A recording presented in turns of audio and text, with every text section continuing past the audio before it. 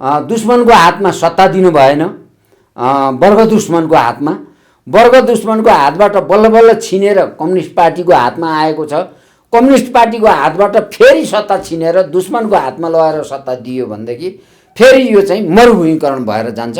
हाम्रो चाहिँ सारा सपनाहरू, नेपाली जनताको सपनाहरू सबै चकनाचुर भएर जान्छ।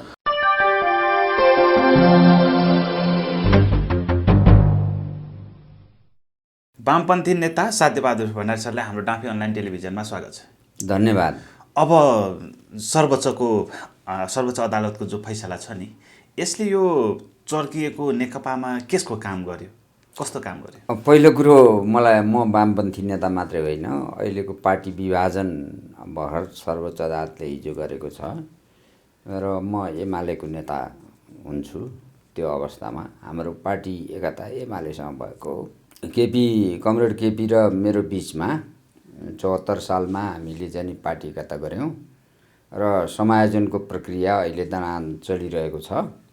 त्यसले गर्दाखेरि चाहिँ सर्वोच्च अदालतले नेकपा माओवादी केन्द्र र नेकपा एमालेलाई पुनर्स्थापित गरेको सन्दर्भमा म एमालेको नेता नै हुँ। पहिला यो स्पष्ट गरौँ। अब दोस्रो कुरा, सर्वोच्च अदालतको फैसला, तपाईँले संसद पुनर्स्थापना गरेको फैसलाको कुरा गर्नुभयो कि अथवा हिजो चाहिँ नेकपाको फैसला चाहिँ अब यो चाहिँ एकदम अचम्भित पार्ने खालको फैसला भएको छ।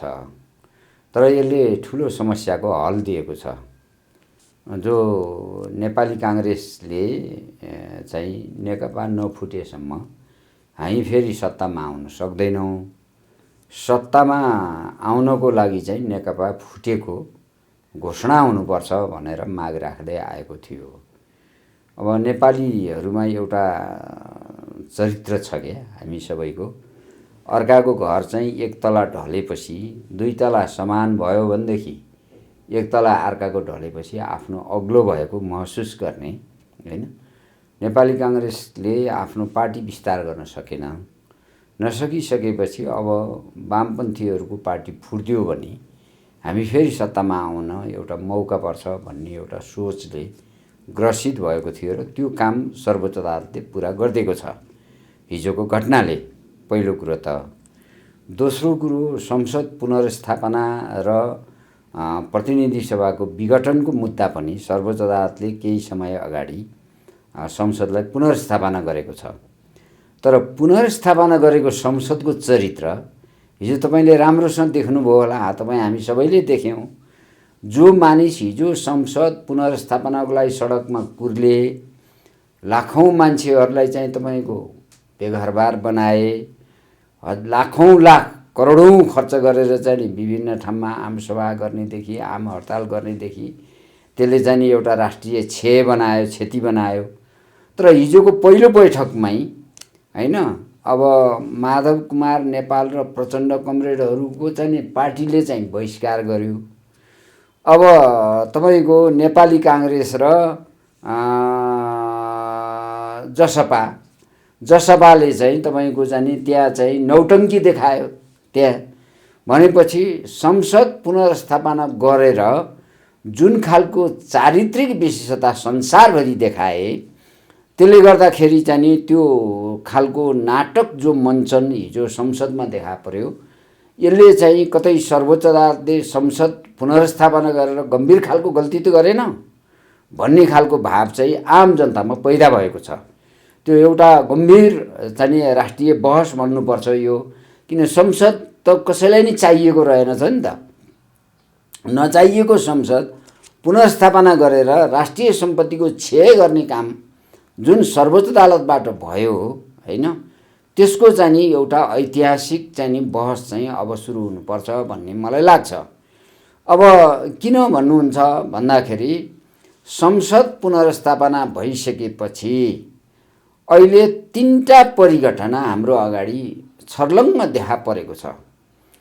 एउटा कुरा त संसद पुनर्स्थापना गर्नुपर्छ भन्ने पक्षका प्रखर व्यक्तित्व, खास गरेर प्रचण्ड माधव नेपाल समूहको तर्फबाट त्रिपक्षीय त्रिशङ्कु सरकारको एउटा खाका अगाडि पेश गरियो, जसमा शेरबहादुर देउवालाई प्रधानमन्त्री, अब जसपाको नेताहरू त्यो मन्त्रीमण्डलमा सहभागी हुने र प्रचण्ड तथा माधव नेपाल समूहका साथीहरू पनि त्यो मन्त्रीमण्डलमा सहभागी हुने भन्ने खालको देखा पर्यो। अब हामीले के बिर्सनुहुन्न भने संसद विघटन भइसकेपछि कमरेड प्रचण्डले म त अब सडकमा आएँ, तर यो मेरो लागि शान्तिपूर्ण जनयुद्ध नै हो भनेर भन्नुभएको थियो। हामीले हेक्का राख्नुपर्ने कुरा के हो भने 10 वर्षसम्म जनयुद्ध भयो। 10 वर्षसम्म जनयुद्ध भएको ठ्याक्क माओवादी जनयुद्धको परिणाम हामीले के देख्यौँ भन्दाखेरि गिरिजाप्रसाद कोइरालाको पुनर्स्थापना देख्यौँ, होइन? हुन त गिरिजाप्रसाद कोइराला नै सहभागी भएर उनले जाने जब मन्द गतिमा आन्दोलनहरू नेपालमा चल्थे, ठोक्नुहोस् न ठोक्नुहोस्, के हेरेर बस्नुभएको भनेर भन्नुहुन्थ्यो गिरिजाप्रसाद कोइरालाले भनेर त उहाँले भन्नु नै भएको छ। त्यसकारण जनयुद्धमा अंश त गिरिजाको पनि होला, त्यो आफ्नो ठाउँमा भयो। तर देखा के पर्यो भन्नुहुन्छ भन्दाखेरि 10 वर्ष जनयुद्ध गर्नुको परिणाम चाहिँ सरकारमा चाहिँ लामो समय टिक्ने गरेर गिरिजाप्रसाद कोइराला आएपछि उनले 3टा कुरा गरे। पहिला त उनले 2048 सालमा गिरिजाप्रसाद कोइराला आएपछि उनले 3टा मिसन सुरु गरे।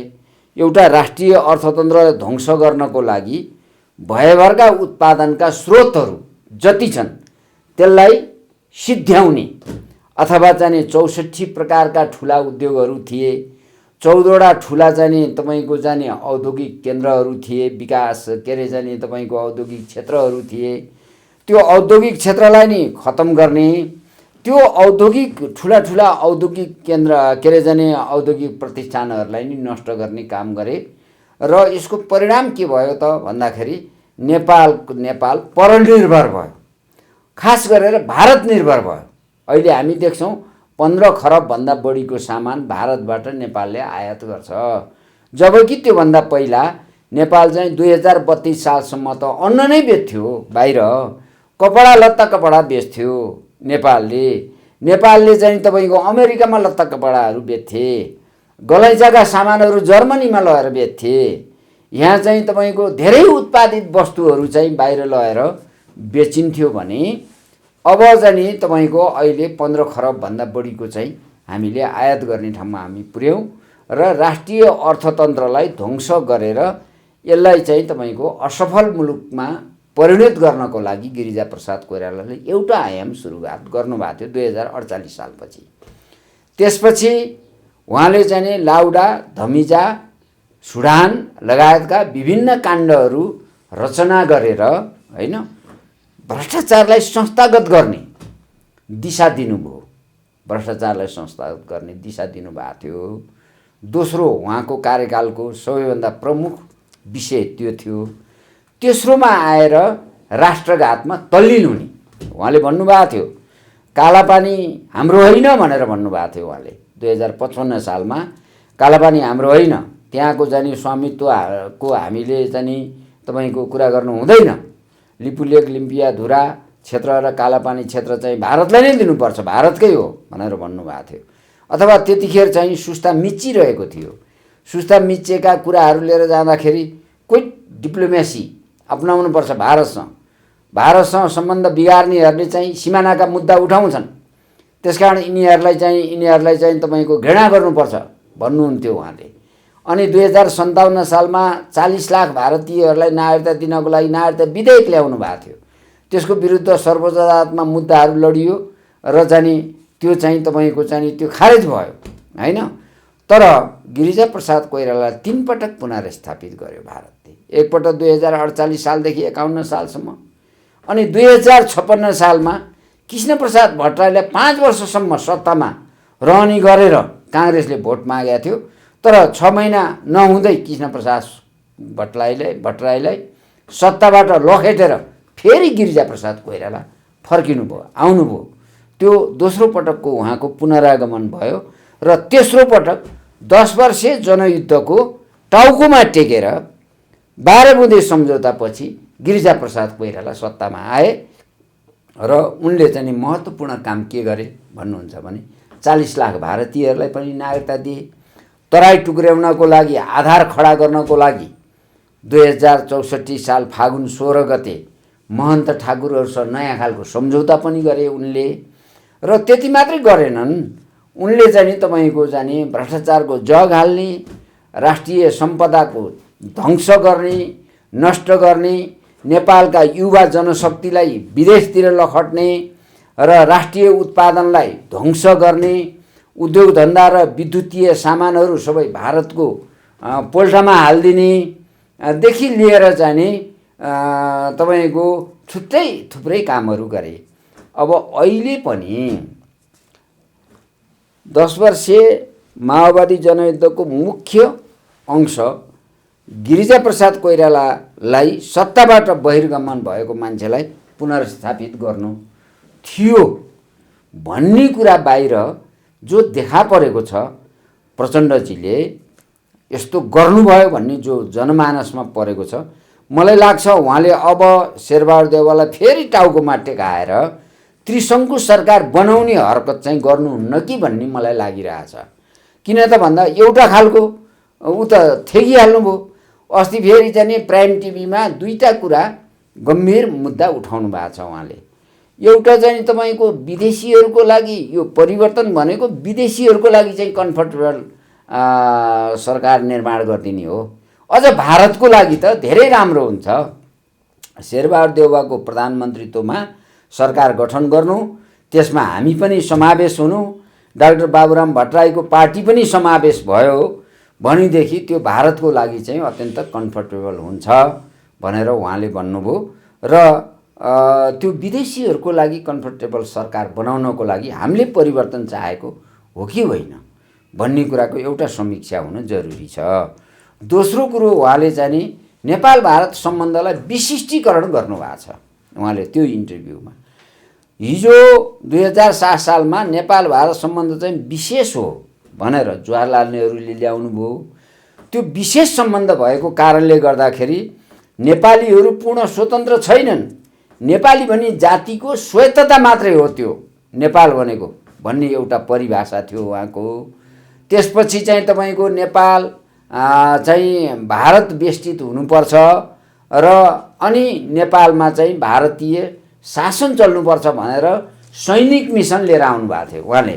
नेपालको सेनालाई पनि चाहिँ भारतीयहरूले ट्रेनिङ दिने, तालिम दिने, गोला बारुदको चेक गर्ने, नयाँ चाहिँ भर्ती गर्नको लागि भारतको सहयोग लिने, हात हतियार भारतबाटै मात्रै ल्याउने, तालिम प्रबन्ध सबै भारतमा मात्रै गर्ने र हात हतियार ल्याउँदाखेरि भारतको अनुमति बेगर कहीँबाट पनि ल्याउन नपाउने गरेर चाहिँ नेपाललाई चाहिँ तपाईँको साँच्चै भुटान जस्तो बनाएर चाहिँ जवाहरलाल नेहरूले त्यतिखेर परिभाषा गर्नुभएको थियो।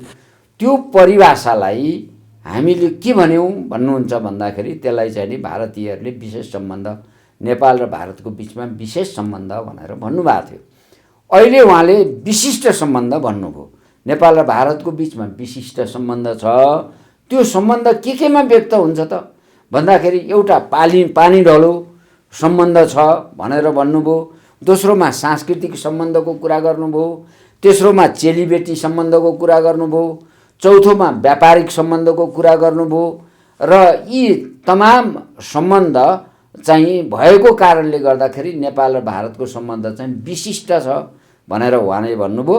जवाहरलाल नेहरूले त्यति भन्दै पनि उहाँले के आधारमा भन्नुभयो त भन्नुहुन्छ भन्दाखेरि त्यसकारण चाहिँ नेपालसँग विशेष सम्बन्ध भएको कारणले गर्दाखेरि हिमालय पर्वत श्रृङ्खला नै भारत र चीनको बिचको हाम्रो चाहिँ नि तपाईँको सिमाना हो भनेर उहाँले भन्नुभयो र नेपाललाई पनि भारतभित्रै गाभेर उहाँले परिभाषा दिनुभएको थियो।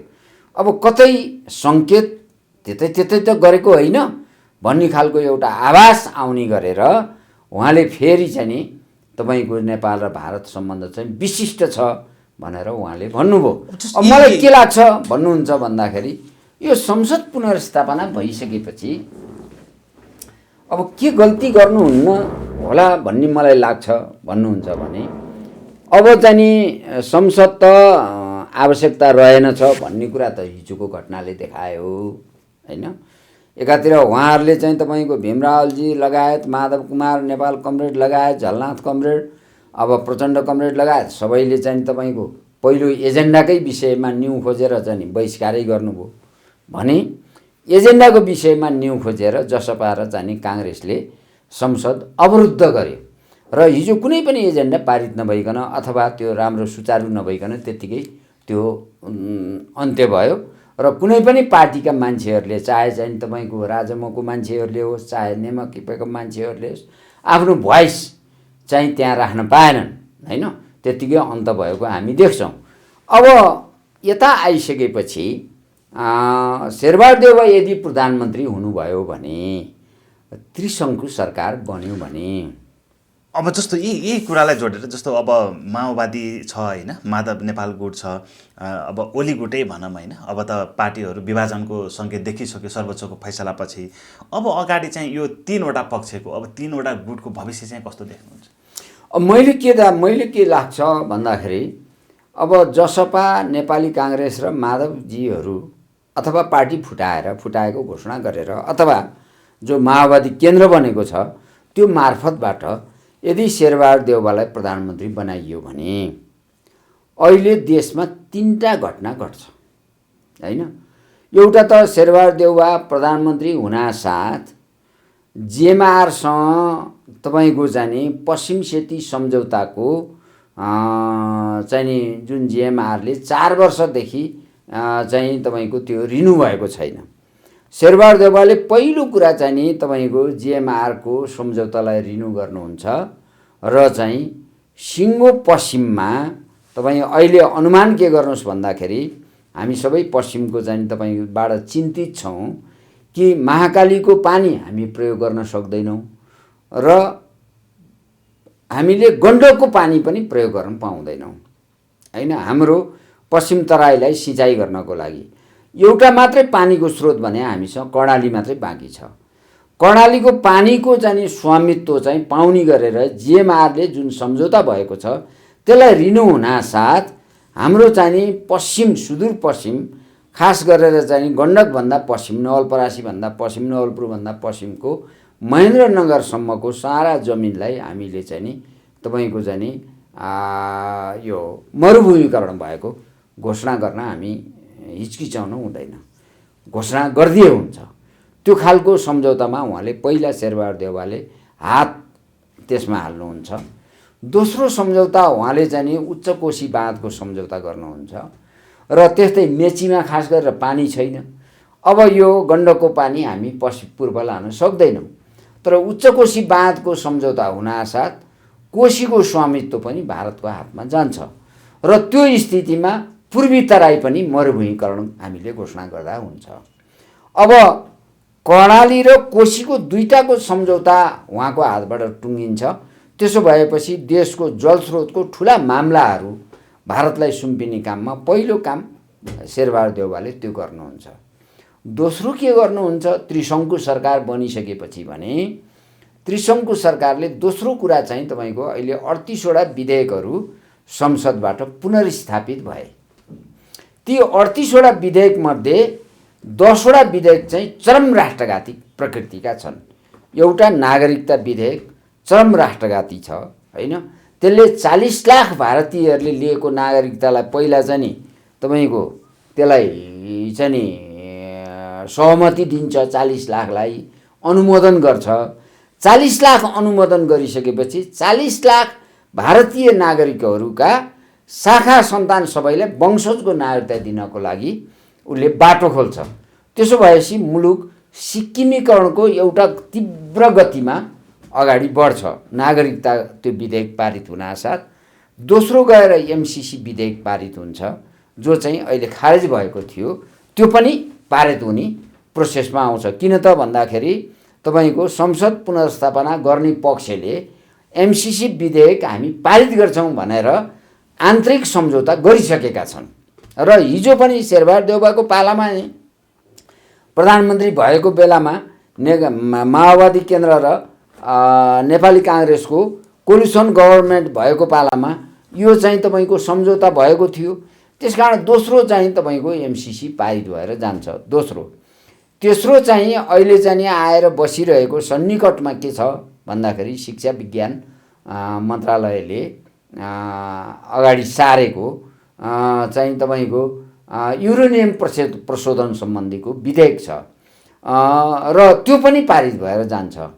चौथो विधेयकको रूपमा चाहिँ आणविक भट्टी सञ्चालन गर्ने विषय पनि अहिले चाहिँ नि बाहिर प्रकटमा आइरहेको छ। ती विधेयकहरू पारित हुन्छन् र पाँचौँ चाहिँ पत्रकारहरूको चाहिँ तपाईँको चाहिँ यो जुन डिजिटल हैन लाई चाहिँ तपाईँको नियन्त्रण गर्ने खालका यी सबै विधेयकहरू पारित हुन्छन्। 10वटा जति चाहिँ अत्यन्त घातक र अत्यन्त प्रतिगामी खालका विधेयकहरू छन्। त्यो सबै विधेयक चाहिँ पारित हुन्छन् र यो दोस्रो चरण नयाँ सत्ता आउनासाथ शेरबहादुर देउवा प्रधानमन्त्री हुनासाथ त्यसले गर्ने कर्म चाहिँ यो हुन्छ। र तेस्रो कुरो के हुन्छ भन्दाखेरि विपा सम्झौता गर्दाखेरि हाम्रो आकाशको स्वामित्व राखिएको छैन र सम्भाव्य चीन र भारतको युद्धलाई चर्काउनको लागि खास गरेर अमेरिकाले टेको दिइरहेको छ र अमेरिका र भारतको बिचमा त बेको सम्झौता भएको छ। त्यो बेको सम्झौता भइसकेपछि अब चीनको चाहिँ तपाईँको तिब्बतलाई हान्ने उनीहरूको लक्ष्य रहेको छ। त्यो लक्ष्य पुरा गर्नको लागि लिम्पियाधुरा लिपुलेख क्षेत्रमा चाहिँ लाखौँको सङ्ख्यामा भारतीय सैनिकहरू तैनात हुन्छन्। किन त भन्दा संसद पुनर्स्थापना गर्ने पक्षले हामी सिमानाको मुद्दा उठाउँदैनौँ भनेर भारतसँग फेरि कबुलियतनामा गरिसकेका छन्। दोस्रो र अर्को चाहिँ तपाईँको जाने नाथुला भन्ज्याङ जो चाहिँ सिक्किमतिर छ त्यहाँबाट पनि तिब्बतलाई हान्नको लागि भारतीय फौजको तैनाती बढेर जान्छ र अनि नेपालको आकाश चाहिँ तपाईँको जाने भारतीय फाइटर विमानहरूको लागि चाहिँ सुम्पिने काम हुन्छ र डाँडा काँडामा जासुसी संयन्त्रहरू निर्माण गर्ने काम हुन्छ। यो कामको लागि पनि चीन विरोधी एउटा क्याम्पेन गर्नको लागि नेपालको भूभागलाई प्रयोग गर्नको लागि स्वतन्त्र ढङ्गले खास गरेर विस्तारवादी र साम्राज्यवादीहरूलाई यो काम गर्नको लागि त्यो सरकारले चाहिँ तपाईँको एउटा भूमिका निर्वाह गर्दछ। त्यसकारण आउने दिन हाम्रो लागि यदि यो त्रिपक्षीय सरकार बन्यो र कोलिसन गभर्नमेन्ट बन्यो र शेरबहादुर देउवाको नेतृत्वमा सरकार बन्यो र त्यसलाई माओवादी केन्द्रले समर्थन गर्यो भने आउने दिन चाहिँ अत्यन्त सङ्कटपूर्ण भएर जान्छ। अब जस्तो नेकपामा जो फुटको राजनीति चल्यो नि त्यो राजनीतिको पछाडिको परिदृश्य चाहिँ यो हो। हजुर। अब जस्तो यो वामपन्थीहरूको राजनीतिक भविष्यको बारेमा चाहिँ होइन अब अगाडिको भविष्य चाहिँ कस्तो देख्नु? अब अहिले मैले के देख्छु भन्दाखेरि गर्नुपर्ने कुराको अहिले एमाले हाम्रो पार्टीसँग भनौँ न 120 सिट छ भने 53 सिट माओवादी केन्द्रसँग छ अनि 3टा जति सिट चाहिँ बाहिर छ। खास गरेर राजामोसँग एउटा सिट छ, नेमकिपासँग 1 सिट छ र एकजना चाहिँ राप्रपा छ भने अर्को एकजना चाहिँ तपाईँको चाहिँ स्वतन्त्र छन्। गर्दा 4वटा सिट त्यो हुन्छ। 53 4 57 57 र 120 गर्दाखेरि चाहिँ नि अब 100 कति हुन्छ 77 होइन। 57 र 120 गर्दाखेरि 177 हुन्छ। त्यो 177 को एउटा जाने सरकार बन्न उपयुक्त हुन्छ अहिले बुझ्नु नि के। त्यसले गर्दाखेरि जाने अहिले वामपन्थीको हातमा नै सरकारलाई कायम राख्नलाई माओवादी केन्द्रले एउटा महत्त्वपूर्ण भूमिका खेल्नुपर्छ। माओवादी केन्द्रले त्यो भूमिका खेल्यो भने अहिले भएको सरकार गिर्दैन र ढल्दैन हैन। अहिले भएको सरकारभित्र नै हैन उनीहरूले आफ्नो भूमिका खोज्नुपर्छ।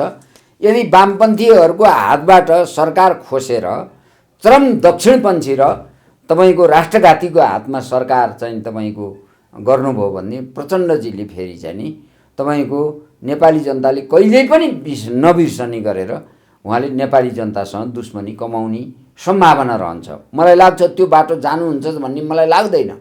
मलाई चाहिँ अहिले पनि मैले सम्भावना के देख्छु भन्दाखेरि नेकपा माओवादी केन्द्र र नेकपा एमालेको बिचमा हैन सहकार्य गर्ने अथवा कार्यगत एकता गर्ने, सरकार सञ्चालनमा चाहिँ तपाईँको चाहिँ साझा सहमतिको बिन्दुहरू पहिल्याउने र वामपन्थीको हातमा भइरहेको सत्ता चाहिँ नगिराउने र गिर्न नदिने र चाहिँ तपाईँको चाहिँ फेरि चाहिँ तपाईँको एउटा जाने अहिलेसम्म जति जाने बाहिर जाने कुराहरू बहसमा गए ती बहसहरूलाई सेन्ट्रलाइज गर्ने र त्यसलाई कङ्क्रिटाइज गर्ने र अनि त्यहाँभित्रबाट सहमति खोजेर अहिले चाहिँ नयाँ सरकार गठन गर्ने दिशामा नै जानुपर्छ। यदि जाने जसपा र जाने नेपाली काङ्ग्रेसको हातमा सरकार फेरि पनि गयो र त्यसलाई सहयोग गर्ने काम कमरेड प्रचण्ड र कमरेड माधव नेपालबाट भयो भनेदेखि त्यो ऐतिहासिक गल्ती र भुल हुनेछ भन्ने मलाई लाग्छ। अब जस्तो वामपन्थीहरूको सरकारको जो कल्पना गर्नुभयो अहिले होइन, सर्वोच्चको फैसलापछि यहाँ त माओवादी केन्द्रसँग भन्दा पनि पूर्व एमालेकै गुटमा समस्या देखिरहेको छ। प्रधानमन्त्रीले अब के गर्नुहुन्छ, कारबाही गर्नुहुन्छ माधव कुमार नेपाल समूहलाई कि मिलाएर? होइन, अहिले कारबाही गर्न त्यस्तो जरुरी छैन, मलाई त्यस्तो लाग्छ होइन। उहाँहरू फर्किनुपर्छ, उहाँहरू सच्चिनुपर्छ होइन। उहाँहरूले यो बिचमा गरेको गल्ती किन त भन्दाखेरि नेकपा एमाले पुनर्स्थापित भइसकेपछि सूर्य चिन्ह उहाँहरूकै भयो होइन। यता एमालेकै पार्टीसँग रहने भयो, हाम्रै पार्टीसँग सूर्य चिन्ह रहन्छ। अब लामो समयदेखि सूर्य चिन्हबाट उहाँहरू चुनाव लड्नु भएको छ र अहिले गएको चुनावमा पनि सूर्य चिन्हकै आधारमा लड्नु भएको हो होइन। त्यसले गर्दाखेरि पार्टीको अनुशासनको कारबाही गर्न नपर्ने हिसाबले नै उहाँहरूले चाहिँ आफ्ना भावी गतिविधिहरूलाई परिचालन गर्नुहुन्छ भन्ने मलाई लाग्छ। अब कमजोरी त भयो एक चरण, अब यो कमजोरी पटक पटक देखा परेको छ। हिजो माधव कुमार नेपालको सरकार गिराउनको लागि होइन त्यही पार्टीकै मान्छेहरू प्रयोग भए, एमालेकै पार्टी प्रयोग भएको थियो। झलनाथ खनालको सरकारलाई गिराउनको लागि पनि त्यही पार्टीका साथीहरू प्रयोग भए। अहिले जाने तपाईँको कमरेड केपी ओलीको सरकार गिराउनको लागि पनि त्यही पार्टीकै कमरेडहरू प्रयोग भएका छन्। त्यसकारण चाहिँ यो प्रतिक्रियावादीहरूले पटक पटक आफ्नो पार्टीका होइन मान्छेहरूलाई प्रयोग गरिरहेको छ भन्ने कुराको महसुस उहाँहरूले गरेर होइन फर्किने र आफ्नो चाहिँ तपाईँको चुनाव चिन्हको चाहिँ जगेर्ना गर्ने, रक्षा गर्ने, फेरि चुनावमा जाने एउटा वातावरण तयारी गर्ने, सरकारलाई सहयोग गर्ने। सरकारले केही राम्रा काम पनि सुरुवात गरेको छ, सबै हामीले नराम्रो भनेर नसोचौँ।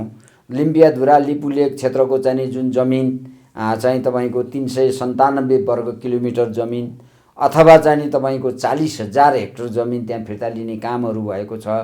अब त्यसलाई चाहिँ त्यहाँबाट सेना हटाउने अनि सेना हटाउनको लागि भारतसँग चाहिँ एउटा सफल संवाद अगाडि बढाउने, त्यसपछि चाहिँ तपाईँको जाने अब इपिजीको प्रतिवेदनलाई चाहिँ तपाईँको जाने भारतलाई सहमति नभए पनि नेपाल सरकारले घोषणा गरिसकेका छ हामी चाहिँ सार्वजनिक गर्छौँ भनेर।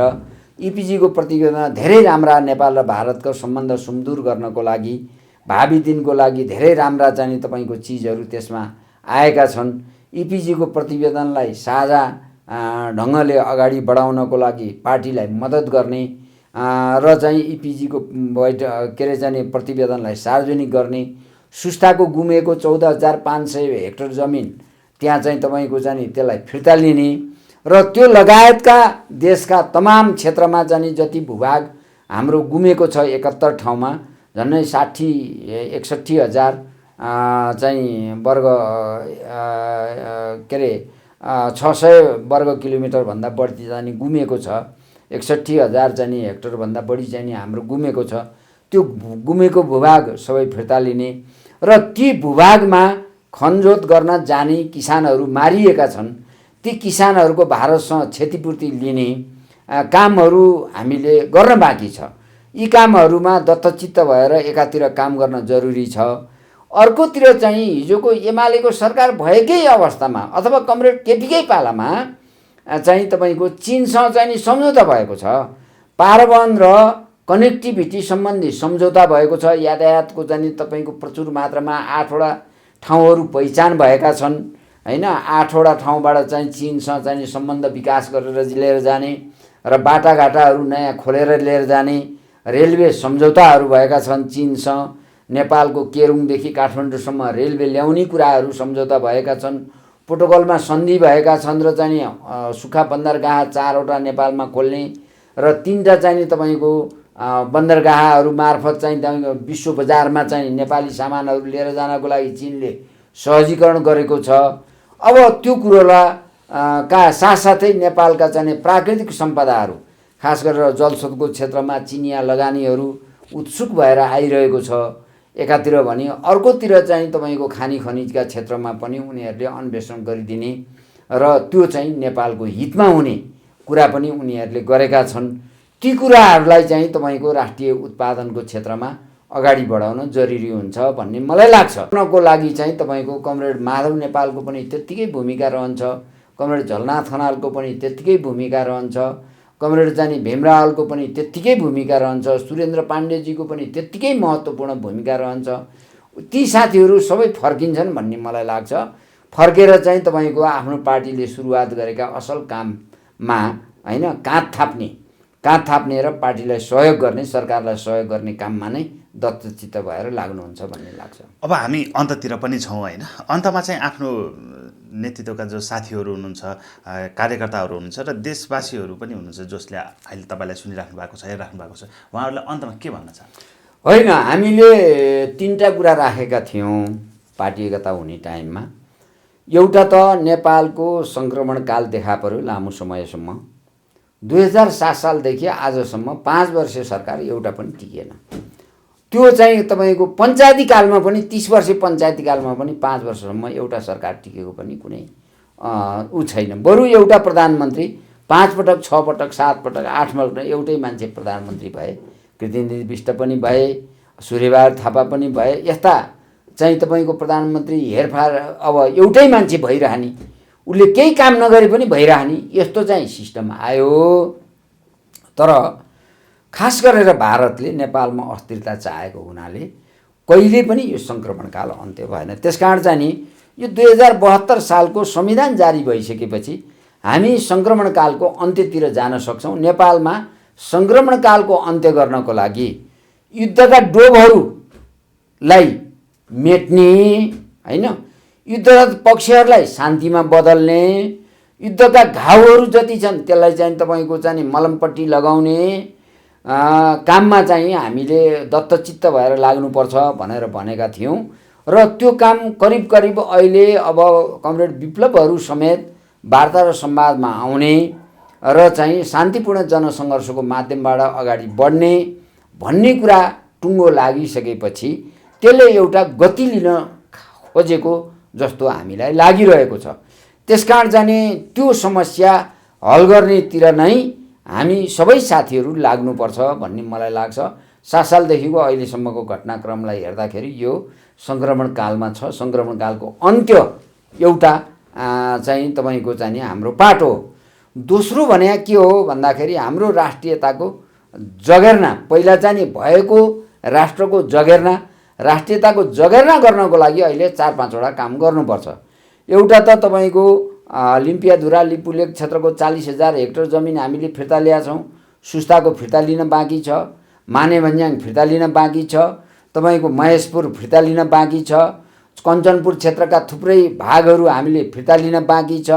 त्यसकारण भएको चिजलाई संरक्षण गर्ने र तराईका जनताहरू वर्ष्यौनी चाहिँ तपाईँको जाने भारतले बनाएको बाँधको कारणले गर्दाखेरि, भारतले परिचालन गरेको एसएससी फौजको कारणले गर्दाखेरि तराईका जनताहरू आफ्नो बसोबास छोडेर भाग्नुपर्ने एउटा स्थिति बनिरहेको छ। बाँध कहिले पनि खोलिदिएको छैन, बाँध थुनिदिएको छ। नेपालबाट जाने पानीलाई चाहिँ सहज वातावरण दिएको छैन भारतले। त्यसकारण यो दिशामा पनि काम गर्नुपर्छ। तेस्रो कुरो चाहिँ तपाईँको जलस्रोतको क्षेत्रमा भारतको एकदम नेपालसँग गिद्धे दृष्टि राखिरहेको छ। अब नेपाललाई आवश्यक पर्ने जलस्रोत नेपालभित्र नै हामीलाई चाहिँ पर्याप्त हुन्छ हैन, पुग्दैन। अब हामीलाई चाहिँ तपाईँको चाहिँ पूर्व पश्चिम रेलवे लाइन, अब पूर्व पश्चिम चाहिँ तपाईँको म त्योबारे अलिकति खाका राखौँला कि चाहिँ त्यसले गर्दाखेरि चाहिँ राष्ट्रियताको यो जगेर्ना गर्दै अनि एउटा चाहिँ राष्ट्रियतालाई प्रवर्धन गर्ने, असमान सन्धि सम्झौताहरू खारेज गर्ने, जुन ठाउँमा राष्ट्रियतालाई चाहिँ चोट परेको छ त्यो ठाउँमा मलमपट्टि लगाउने, नेपाल भारत सिमानामा चाहिँ तपाईँको चाहिँ आवश्यकता अनुसार चाहिँ तपाईँको भिसा प्रथा लागू गर्ने, त्यसपछि नियमन गर्ने, व्यवस्थापन गर्ने र आवश्यक परेका ठाउँहरूमा चाहिँ तारबार लगाउने कामहरू गर्ने, आफ्नो देशको सुरक्षा गर्ने। अनि त्यसपछि चाहिँ तपाईँको चाहिँ दुईटा छिमेकीहरूसँग एउटा सुमधुर सम्बन्ध, कूटनैतिक सम्बन्ध कायम राख्ने र त्यसलाई द्रुतर ढङ्गले महत्त्वका साथ अगाडि बढाउने र विश्व सम्बन्धनलाई पनि अगाडि बढाउने काममा हामीले दत्तचित्त भएर यो राष्ट्रियताको पक्षबाट काम गर्नलाई यो दोस्रो पक्ष चाहिँ हाम्रो त्यो लाग्छ। तेस्रो पक्ष के हो भन्दाखेरि नेपाल हामीले चाह्यौँ भने यो 10 वर्षमा समृद्ध बनाउन सकिन्छ। जस्तो हामीले 6 महिनाभित्र अहिले एउटा कोर्स गऱ्यौँ। त्यो कोर्स गर्दाखेरि हामीलाई के जानकारी भयो भन्दाखेरि मेचीबाट हामीले तराईको जुन चाहिँ तपाईँको जाने शिवालिक क्षेत्र छ अथवा चुरेको घाँचबाट तराईको चुरेको घाँचलाई एउटा आधार बनाउने र त्यहाँ 100 मिटर जति चाहिँ फासला भएको एउटा नहर प्रणाली हामीले लिएर आयौँ भने त्यो सजिलोसँग तपाईँको मकवानपुरसम्म आउँदो रहेछ।